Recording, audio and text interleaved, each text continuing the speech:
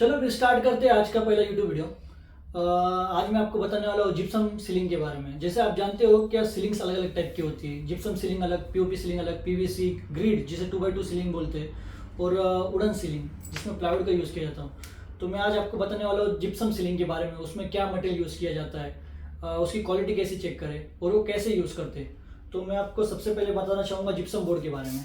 जो सबसे main point इसके अंदर लिया जाता है तो जिप्सम सीलिंग में जिप्सम बोर्ड का है, क्योंकि इसी बोर्ड की वजह से उसका नाम जिप्सम सीलिंग गिरा है, ये जिप्सम बोर्ड की वजह से।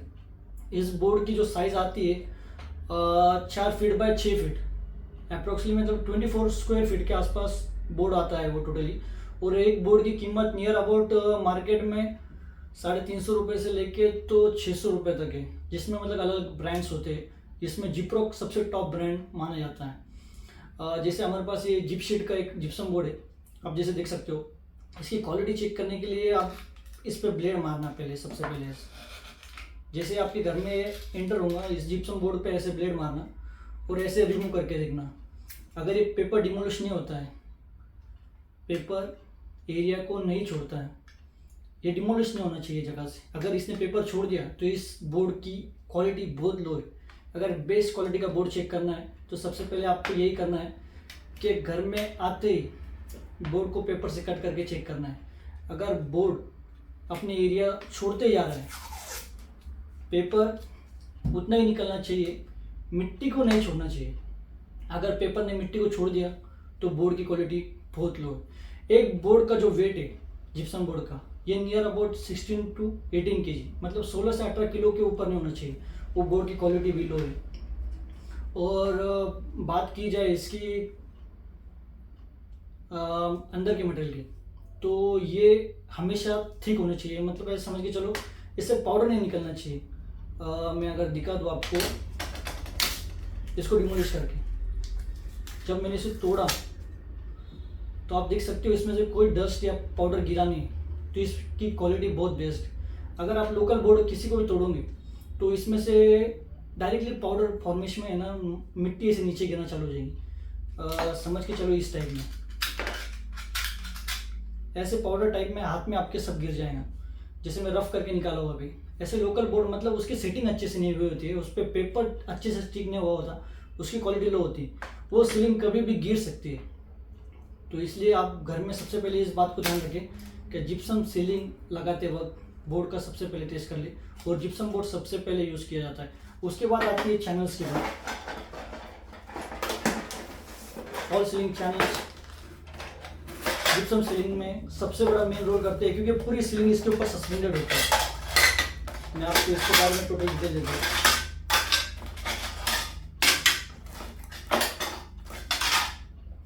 यहाँ पे हमारे पास BMW कंपनी के 2 ब्रांड अवेलेबल है, मतलब एक हाई क्वालिटी मटेरियल है और एक उससे थोड़ा नीचे है।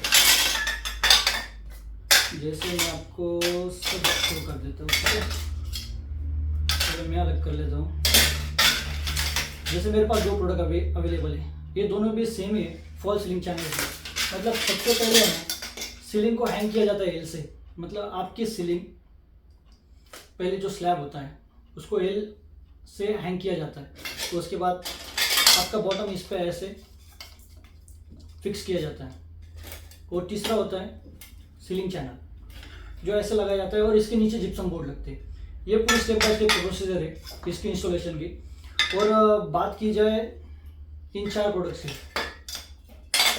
तो ये 4 प्रोडक्ट फॉल सीलिंग चैनल्स में आते हैं, जिसको ceiling channel, intermediate channel, L angle और पैरामीटर, ऐसे 4 प्रोडक्ट होते हैं। ऐसे ही इसमें मतलब वेरिएशन गेज में होता है। जैसे मेरे पास दूसरा प्रोडक्ट भी अवेलेबल है, मतलब ये ब्रांड BMW का, ये इसमें 2 वेरिएशन है। ये लाइट गेज में, मतलब इसका वेट 1200 ग्राम तक आता है, इस पट्टी और बॉटम का। और सेम ये सीलिंग सेक्शन और इंटर का भी, मतलब ये पट्टी बॉटम का वेट आता है 1700 से 1900 ग्राम तक, मतलब ये अच्छा क्वालिटी का मटेरियल होता है। तो घर में यूज़ करते वक्त हमेशा एक बात का ध्यान रखें कि हाई क्वालिटी मटेरियल घर में यूज़ करें। लो क्वालिटी मटेरियल यूज़ करने से उसकी वारंटी तो पहले बात तो होती नहीं, चैनल्स की वारंटी आती नहीं, इसलिए आपको अच्छे से अच्छा मटेरियल यूज़ करना बहुत इंपॉर्टेंट है घर में। और इसकी जो लेंथ होती है, मतलब पट्टी और बॉटम की, ये 12 फीट आती है टोटली, ठीक है। तो सबसे पहली बात, आपको चैनल्स के बारे में मालूम हो गया। ये चैनल जिसको इंटर बोलते हैं, आपको सॉरी मैं नाम बताना रह गया, मैं टोटली चारों प्रोडक्ट के नाम बोल देता हूँ। इसको बोलते हैं सीलिंग चैनल, इसको पट्टी भी बोलते हैं मार्केट में। दूसरी चीज़ इंटरमीडिएट चैनल, इसको बॉटम भी बोलते हैं मार्केट में। एल एंगल, ये हैंगिंग के लिए यूज़ किया जाता है और इसका शेप भी एल की तरह होता है। चौथा होता है पैरामीटर। पैरामीटर वॉल सपोर्ट के लिए यूज़ किया जाता है, कि वॉल को और सीलिंग चैनल को सपोर्ट देने के लिए, ठीक है। तो ये 4 प्रोडक्ट्स होते हैं और इसका यूज़ सपोर्ट सिस्टम के लिए यूज़ किया जाता है, कि ये जो जिप्सम बोर्ड है इसको इसके नीचे हैंग करके रखा सके। मतलब पूरी सीलिंग आपकी जो सस्पेंडेड होती है इस चैनल्स पे होती है। उसके बाद इन चीज़ों को हैंग करने के लिए यूज़ किया जाता है स्क्रू और फास्टनर्स। इन प्रोडक्ट की ज़्यादा ज़रूरत होती है आपको।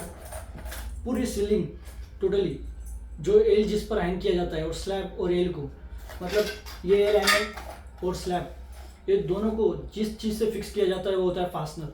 फास्टनर बहुत से सीलिंग कॉन्ट्रैक्टर्स यूज़ नहीं करते, वो डायरेक्टली स्क्रू का यूज़ करते हैं। तो सबसे पहले इस बात को आपको ध्यान रखना है कि सीलिंग बनाते वक्त, जिप्सम बनाते वक्त आपको फास्टनर का यूज़ करना है। और ये चैनल्स को यूज़ करने के लिए 1 इंची ड्राइवर स्क्रूज का यूज़ किया जाता है, जो हाई क्वालिटी ड्राइवर स्क्रूज होते हैं।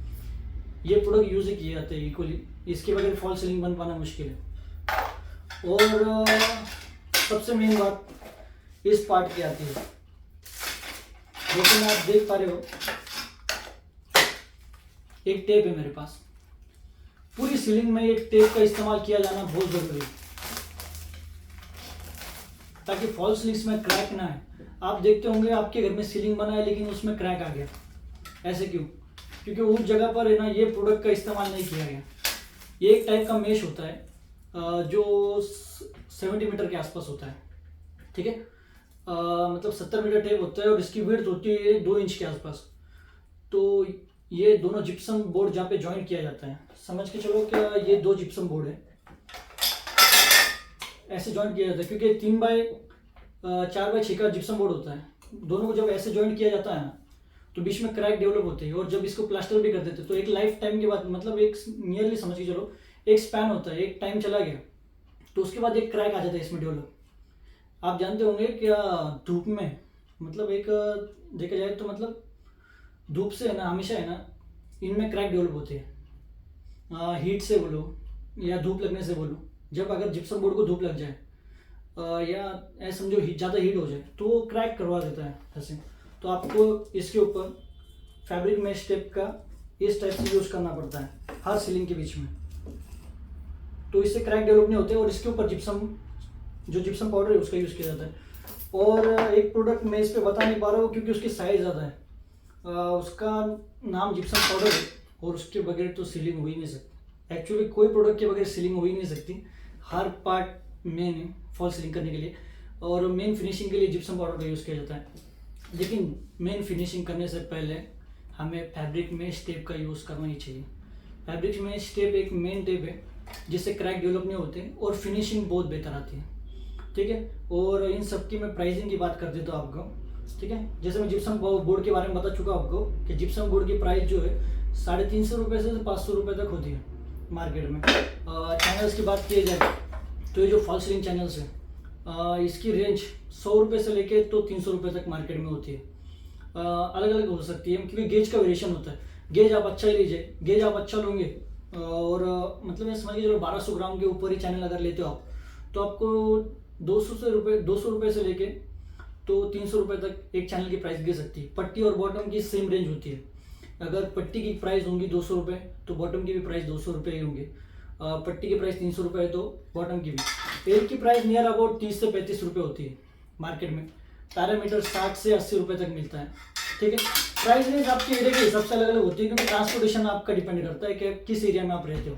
अगर आप मेट्रो सिटी में रहते हो तो आपको मटेरियल सस्ता मिलेगा और आप ऐसे रूरल एरिया में रहते हो तो आपको मटेरियल महंगा मिल सकता है, ठीक है। जाली टिप की प्राइस नियर अबाउट है ना 100 से 150 रुपये तक आपको मार्केट में मिलती है।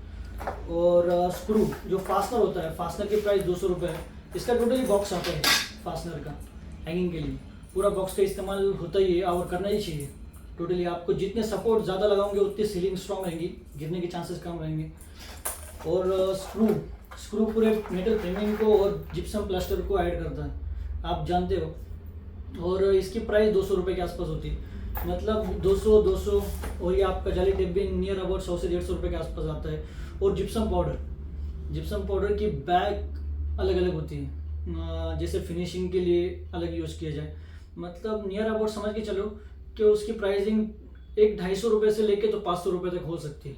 उसकी प्राइसिंग हमेशा सेम नहीं रहती, क्योंकि उसके अंदर 3 टाइप के मटेरियल होते हैं, इम्पोर्टेड जो रेगुलर अभी गुजरात का मटेरियल चलता है वो, और तीसरा जिप्रोक का जो मटेरियल है वो आपको 250 से 300 रुपये मिलेगा। सादा मटेरियल जो मार्केट में वो आपको 200 से 250 रुपये मिलेगा। और जो इम्पोर्टेड मटेरियल है उसकी प्राइस ज़्यादा होती है, वो आपको बैग 450 रुपये तक भी मिल सकता है और 400 रुपये तक भी मिल सकता है, ठीक है। और गाइस जितना हो सके कैसा है, मैं आपको छोटी वीडियो में सब कुछ बताने की कोशिश किया हूँ। हो सकता है कि आपको इजीली समझ में आ चुका हूँ, और कैसा है मेरा पहला यूट्यूब वीडियो है, आप भी समझ सकते हो, और मुझे आपको सारी डिटेल्स प्रोवाइड करनी। इसके बाद ऐसी जितनी भी तकलीफ है, जैसे आप सीलिंग डिज़ाइन नहीं चॉइस कर पा रहे हो, आप कॉन्ट्रैक्टर कहाँ से लाओगे, कॉन्ट्रैक्टर का प्राइस कितना होगा, वो वर्किंग के चार्जेस कितना लेता है, एरिया कैसे गिना जाता है सीलिंग के लिए, मार्केट में रनिंग फिट से देते हैं रेट या स्क्वायर फिट से देते हैं, आप कंस्ट्रक्शन कैसा करवाएं, सारे सॉल्यूशन मैं आपको देने वाला हूँ। और धीरे धीरे आप समझ जाओगे कैसा है। और आप सबसे मिलकर अच्छा लगा, थैंक यू।